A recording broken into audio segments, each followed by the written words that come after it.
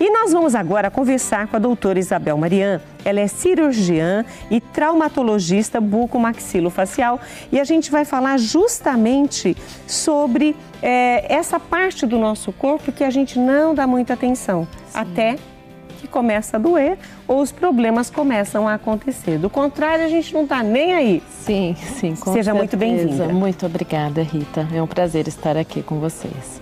Então, realmente, né, essa questão das dores, as dores orofaciais, que são as dores que acometem tanto essa região dos maxilares e podem se irradiar para outras regiões, tipo cabeça, ouvido, né, nós só vamos nos incomodar no momento que essa dor atinge, muitas vezes, um grau bem elevado, né? Então, aqui, só para esclarecer as pessoas em casa, né? Tudo gira na nossa face. Então, a respiração ocorre por aqui, a mastigação ocorre por aqui, a deglutição dos alimentos ocorre por aqui. Então, todo esse desenvolvimento dos ossos da face, eles podem acarretar e prejudicar aí, tanto a mastigação, quanto a deglutição, quanto a respiração. Então, devemos estar atentos. Quanto às dores, né? Nós temos a mandíbula, que é o único osso móvel da cabeça, é o único que mexe. Temos duas articulações aqui, né? E essas articulações, se esses maxilares estiverem mal posicionados, ela pode sofrer, né? Sofrer de patogenias e de doenças que vão provocar dores, né? Dores na cabeça, estalidos, que são sinais fáceis que qualquer um em casa consegue se fazer um autoexame, um autodiagnóstico, né? Então, dores para abrir a boca, dores para mastigar, estalidos, dores irradiadas para o ouvido, parece que está com dor de ouvido, dores de cabeça e também zumbidos, né? Zumbidos de ouvido também pode estar associado com a inflamação da articulação temporomandibular. Esses seriam os reflexos de os problemas já nessa articulação. Sim. Quais são as principais doenças, ou se é que posso chamar assim, ou as principais patologias atreladas a esse movimento do maxilar? Então, nós temos as doenças da articulação temporomandibular, que são desgastes, anquiloses, onde ela não abre mais. Nós temos a alteração de desenvolvimento dos ossos da face, então é quando a parte de cima é mais para frente do que a parte de baixo, ou ao contrário. O pessoal fala que é queixo retraído, mas... exatamente, o queixinho para dentro ou o queixinho para frente. Nós temos alterações de oclusão, né? Então, quando nós não temos o encaixe correto dos dentes, nós podemos ter perdas dentárias, que acaba tendo trauma de oclusão. Esse dente, ele sofre um trauma tão excessivo, a nossa força de mordida é de aproximadamente uns 400 quilos. Então, se isso não tem um alinhamento e nivelamento correto, você pode sobrecarregar alguns dentes. E esse dente sofreu uma carga excessiva e muitas vezes perder esse dente, né? Além de outras anomalias, né? Nós podemos ter cistos de tumores associados, doenças degenerativas do processo alveolar, então do próprio osso, perda óssea, né? Que é muito comum ouvir falar, né? Perda óssea ou osteonecrose, que são alguns efeitos colaterais dos tratamentos de quimioterapia ou dos tratamentos para osteoporose. Então, as pessoas podem apresentar aí esse quadro de uma osteomielite, de um problema ósseo aí, de uma necrose óssea dos ossos da maxila e da mandíbula. Você falou sobre algumas dores na cabeça, no ouvido, enfim, está tudo relacionado. Algumas pessoas reclamam de que parece que está dando uma facada, é uma dor que não consegue movimentar o maxilar, a mandíbula não consegue movimentar por conta dessa dor. Esta dor também está atrelada ao mau funcionamento dessa articulação? Sim. eu costumo dizer que as dores decorrentes, né, de doenças da articulação temporomandibular, elas são dores mutilantes, né? Eu sempre dou como exemplo, uma criança com febre, com dor de garganta, ela continua brincando na sala. Uma criança com dor de ouvido, ela não brinca, ela põe a mãozinha no ouvido e fica chorando. Então, a dor, ela é muito próxima, né? Como ela se localiza muito próxima ao conduto auricular, uma dor extremamente óssea e irradiada. E vai dar como fisgadas, é uma dor que não cessa com analgésicos convencionais, nem com anti-inflamatório, então ela vai diminuir, mas ela vai persistir. O paciente terá dificuldade de mastigar, de se alimentar, limitação dessa abertura bucal, né? E com isso acaba agravando aí e ele perdendo qualidade de vida, né? Então afetando não somente a saúde física, como a mental também.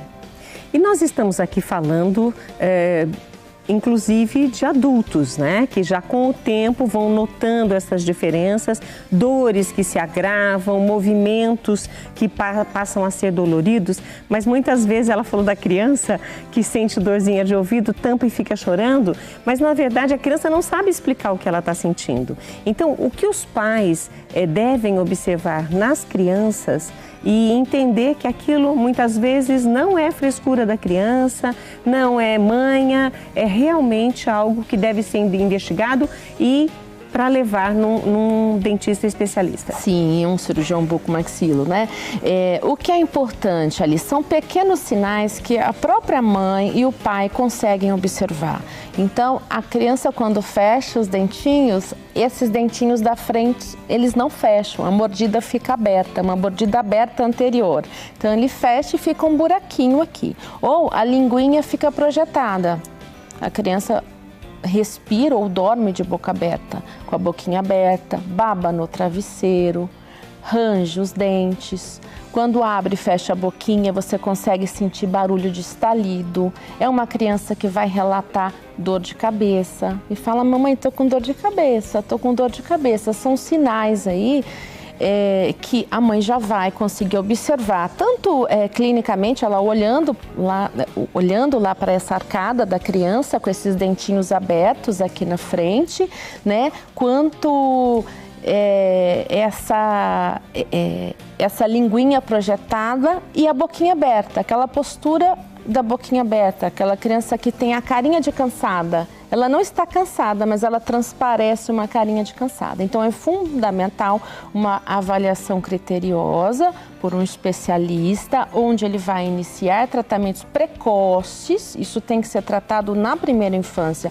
O que é a primeira infância? Do 0 aos 3 anos. Então, desde bebezinho, né? Eu tenho mães que me procuram encaminhadas por pediatras, porque o bebezinho já nasce com o queixinho para frente, por exemplo. Ou para trás. Exatamente, ou muito para trás, né? Até aí, quando eles são bem bebezinhos, tem que ser um pouquinho para trás, ali naquele início, nos primeiros 6 meses, devido à amamentação, tá? Então, isso a gente, é fundamental que, da mesma maneira que se faça o acompanhamento pré-natal, o pediátrico, que se procure também um especialista para avaliar o desenvolvimento dos ossos da face, com a finalidade do quê? De fazer as devidas correções precocemente, né?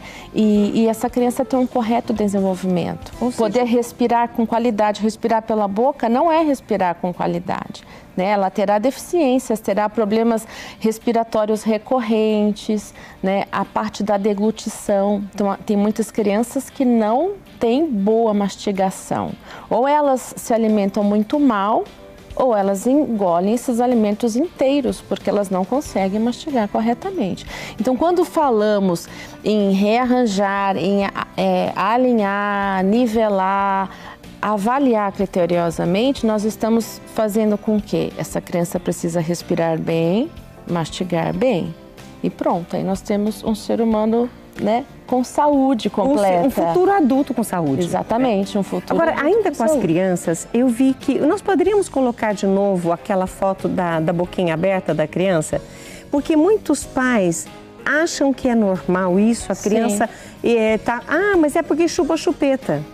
Ou então falam assim, ah não, mas isso aí é dentinho de leite, depois vai trocar, não tem problema nenhum. Acho que isso é o que as pessoas mais falam. Ótimo você pontuar isso, né? O que ocorre? Isso não são apenas os dentes, isso é o desenvolvimento da maxila. Se eu olhar, essa maxila, ela está atrésica, ela está estreita, ela não está tendo o correto crescimento ósseo. E o que vai direcionar o desenvolvimento dos dentes permanentes é o osso, de que maneira que esse osso cresceu, né? Então, quando nós ficamos muito ali, isso é dentinho de leite, não, isso já é um crescimento ósseo totalmente errôneo, tá errado, né? Temos alterações aí que devemos corrigir o quanto antes. Porque na troca poderia ter problemas. Vai ter, vai ficar exatamente igual, não vai mudar.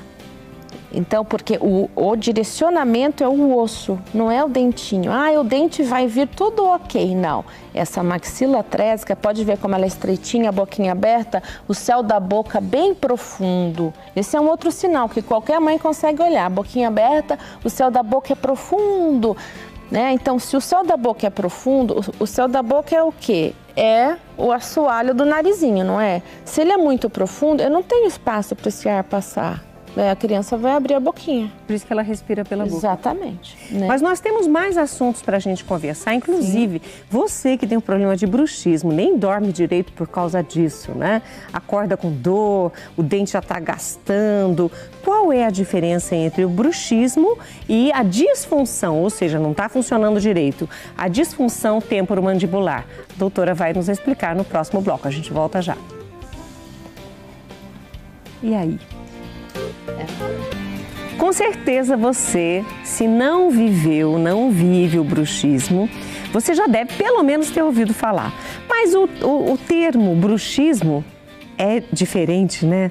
A gente vai entender o que quer dizer esse termo, mas principalmente como ele altera a nossa saúde bucal, porque tem muita gente que sente os seus incômodos e tem dificuldade para dormir, tá aí com perda de dente, fica tudo lisinho. Sim. Aquelas curvinhas que você falou que a de cima tem que encaixar com o de baixo, se não encaixa dá dor. Sim. Isso poderia acontecer no bruxismo também por gastar? Então, o bruxismo nem sempre ele vai provocar dor. Ele vai provocar dor se além do bruxismo o paciente tiver uma disfunção temporomandibular. Então, ele já tem uma alteração na articulação aí com a sobrecarga. Agora, se ele não tiver um problema articular, pode ser que ele não tenha associada à dor. O bruxismo é uma disfunção neurológica, né? Muitas vezes a gente acha que está localizado aqui, mas ele é mais neurológico e ele está correlacionado muito com a respiração oral. Então, o paciente que dorme de boquinha aberta, ele tem uma predisposição maior a ter um bruxismo, assim como o adulto, né? O ronco, a apneia vão acarretar a ação do bruxismo aí, na tentativa do nosso corpo encontrar qual é o contato oclusal de deglutição. Ele fica procurando durante a noite e aí ele faz esse movimento para encontrar. Como a boquinha fica aberta, é como se a gente tivesse uma memória RAM curtinha. A boquinha fica aberta, o próprio cérebro fala onde é o contato e aí como é que faz para fechar? Ele fica fazendo isso aqui para encaixar. Aí nós temos também, além do bruxismo, o apertamento dental, que é diferente. No apertamento dental nós não temos esse desgaste, né, de ver todos os dentes no mesmo nível. Nós temos apenas um apertamento ali. Isso é um hábito parafuncional que normalmente se faz diurnamente, né? Então, durante o trabalho, trabalhando em dias mais tensos, cria-se um hábito de apertar os dentes. Isso a longo prazo, sim, pode acarretar dores aí. E se tiver se isso ocorre em pacientes com problemas articulares, né, nós vamos ter isso agravado, né, com bastante dores associadas, principalmente em períodos de estresse alto. Aí nós temos essa imagem, doutora, gostaria de comentar sobre ela? Sim, que na primeira imagem nós temos os dentes do mesmo nível, né, todos desgastados, caracterizando o bruxismo clássico, que você olha, os dentinhos estão todos na mesma altura, né, que isso ocorre noturno, durante a noite, né, e é uma alteração neurológica aí. Na figura embaixo, nós temos o quê? Nós temos a imagem da articulação temporomandibular, né? E todas as estruturas que a compõem. Tá? E todos aqueles sinais e sintomas que eu já comentei, que é de autodiagnóstico, fica muito fácil, muito simples, né, do próprio paciente se autodiagnosticar e procurar aí ajuda, procurar tratamento correto. No caso do bruxismo, você falou que geralmente não tem dor. A dor pode vir, por exemplo, do desgaste desse esmalte, dessa proteção do dente, ficar mais sensível ao quente, ao gelado? Ele pode ter, exatamente. Se ele tiver uma disfunção temporomandibular e for bruxista, ele vai ter dor associada. Mas ele pode ter isso local mesmo, uma sensibilidade dentária aí muito mais aguçada. Então, com água, né? Quando vai tomar água gelada, agora no verão, sorvetinho. Ele pode vir a sentir aí uma sensibilidade, né, dentária, que é aquela sensibilidade chata que incomoda. Então, isso é importante. O tratamento também do paciente bruxista, né? Melhorar essa via respiratória, melhorar a respiração, avaliar a TM. Muitas vezes é tratado o bruxismo como algo assim, sem correlacionar com a articulação temporomandibular, sem solicitar uma ressonância magnética daqui para avaliar como está, né? E pode agravar a condição articular. O paciente vai para tratar um bruxismo, ele pode piorar a articulação se o tratamento não for adequado. Os recursos para o tratamento do bruxismo ainda são os aparelhos? Sim, são os aparelhos, mas é isso que assim, nós temos uma gama de 550 tipos de aparelhos e cada um tem a sua indicação correta. O que é o mais importante é um diagnóstico preciso. Então, sempre avaliar a articulação. Estou preocupado com o desgaste dos meus dentes. Ok, mas vamos avaliar a articulação? Vamos avaliar a sua via aérea? Vamos avaliar a causa do problema? Eu sempre falo, é uma palavrinha difícil. Étio, que é de causa, físio, que é de fisiologia, e patogenia, que é de doença. Nós temos que ir na causa disso tudo. Então, nós tratamos a causa e aí você trata a doença, senão ficam só tratamentos paliativos. Perfeito. Nós até conversamos no momento do intervalo e a doutora falou sobre o dente do siso. Parece uma coisa simples. Fez 18 anos, vai lá e tira para não ter problema no futuro, mas eu acho que não é tão simples assim, né, doutora? Então, exatamente. O dente do siso, como você falou, fez 18 anos, né? O siso no latim significa juízo, por isso que é o dente do juízo. Então, ele vai irromper aí por volta dos 18 aos 21 anos de idade. E ele tem as suas peculiaridades, né? Tem as suas indicações. Então, por exemplo, muitas vezes quando o paciente ele vai fazer um tratamento ortodôntico, a própria ortodontista solicita a remoção desses dentes do siso para que ela tenha mais espaço para poder trabalhar. Porém, temos algumas complicações também, né? Nós temos alguns dentes do siso com proximidade ao canal mandibular, que é um canal que passa aqui dentro do osso da mandíbula, onde passa um feixe vasculo nervoso e passa o nervo alveolar inferior, que dá a sensibilidade da pele. Então, numa remoção, nesses dentes que têm proximidade com o canal mandibular, você pode perder a sensibilidade, né? Então, são esses riscos de complicação de remoção de um dente do siso. Assim como ele pode estar com proximidade muito aqui embaixo da mandíbula, com pouco espaço, inclusive eu trouxe a radiografia panorâmica. Nós vamos colocar que ele está tão próximo dessa basal que eu preciso preparar para remover esse dente. Se eu removo esses dois dentes que estão inclusos aqui do lado inferior aqui direito do paciente, eu não vou ficar com osso nenhum nessa mandíbula e ela vai fraturar. Então, isso é uma das complicações aí da remoção de um dente que está muito próximo da basal da mandíbula. Então, nesses casos, o procedimento é realizado no hospital, é colocado placa e parafuso para fixar, estabilizar essa mandíbula e aí sim é feita a remoção dos elementos, né? Então, nós nos antecipamos a uma complicação. Tá? Então, é feito isso em âmbito hospitalar, colocado placa e parafuso, tira os dentes do siso para o paciente não ter a fratura, porque ele pode ter a fratura tanto no momento da cirurgia, nesses casos, quanto mais à frente, com 5 dias de pós, 10 dias, apenas ele apertar os dentes, né, ele pode fraturar, porque ficou uma mandíbula sem osso ali dentro. Então, nós temos que aguardar, né, a formação óssea, e isso demora aí uns 4 meses. Por isso que nós nos antecipamos nesses casos, tá? Pode acontecer na extração de um siso e do segundo molar, por exemplo, o siso apertou tanto que acabou trincando o molar. E aí a pessoa vai ficar com aquele vazio. Do dente de cima descer justamente porque não tem oposição? Exatamente, sim, perfeitamente. Então, muitas vezes temos perdas de elementos sem ser o terceiro molar. Do primeiro molar, que é o mais comum, é um dente que nasce aos 6 anos de idade, o primeiro molar permanente, e o segundo molar. E não só o dente de cima, ele desce procurando contato, como o dente do lado deita. E você acaba perdendo o espaço. Por isso que o que é importante, hoje o que eu mais preconizo, vai remover um dente? Já removemos e já instalamos o implante. Dá para fazer isso no mesmo momento? É o mais indicado. Você já aproveita aquela cicatrização, aquela remodelação óssea e já integra aquele implante ali. Então, o que eu mais preconizo hoje na remoção não é remover dente por remover, é na remoção já reabilitar imediatamente, né? Então, já faz a extração, instala o implante ósseo integrado. Vamos falar padrão ouro? É o padrão ouro, é o ideal que todos tivessem acesso a essa odontologia já reabilitadora, porque é isso que vai acontecer. O dente de cima vai descer, o de baixo vai deitar, você perde o espaço desse elemento e nós vamos ter problema do quê? O que eu falei no início, de encaixe, alinhamento e nivelamento desses dentes. Né? Uma perda de dente faz provocar disfunção temporomandibular? Faz, porque vai desalinhar e desnivelar tudo.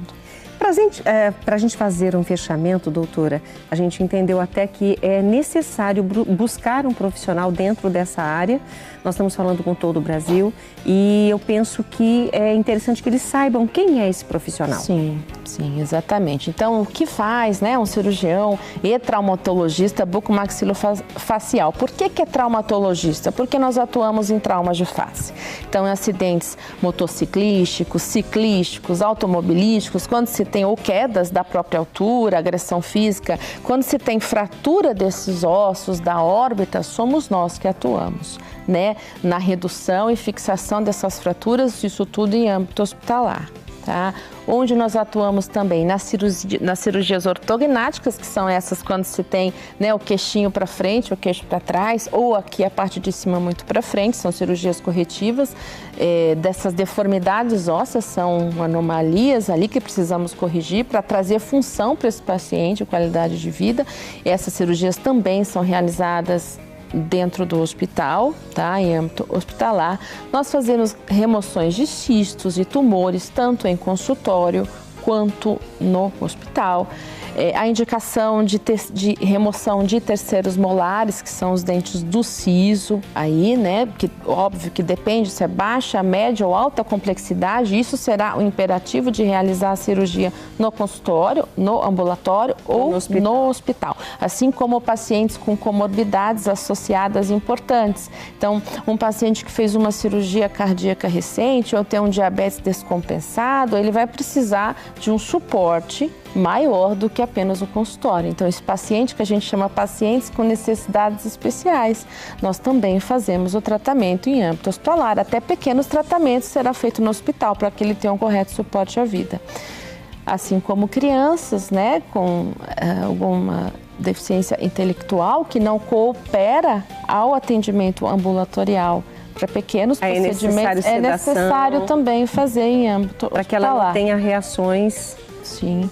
O cirurgião bucomaxilo também atua no tratamento, né, e nas cirurgias associadas da articulação temporomandibular, atua na implantodontia, nas perdas ósseas severas, onde precisamos realizar enxertos para que se possa reabilitar, né, e principalmente aí voltado, mas para a parte preventiva mesmo, dessa ação direta nas crianças, do diagnóstico correto do desenvolvimento dos ossos da face e o direcionamento para as especialidades, né, para que a gente trate aquilo já na primeira infância, o quanto antes. Doutora, quero agradecer a sua participação comigo hoje. Aprendemos um pouco mais que o cuidado com a nossa saúde bucal é importante, principalmente escolhendo o profissional certo para cada caso. Eu quero agradecer a sua participação hoje. Eu que agradeço, Rita, foi excelente e eu estou à disposição nos meus canais aí que está sendo divulgado para que, caso alguém tenha dúvidas ou queira maiores esclarecimentos, eu estou à disposição. E olha, nós já disponibilizamos os contatos da doutora Isabel Marian, que é cirurgião traumatologista bucomaxilofacial. Ela, olha, tem muita coisa aqui para falar, mas é legal que você possa segui-la nas redes sociais e entender um pouco mais desse trabalho, ou mesmo conhecer um pouco mais do trabalho dela especificamente, o que ela faz, ajudando aí muitas pessoas a voltar a ter uma vida saudável, um sorriso gostoso e com tudo no lugar, e que é o mais importante.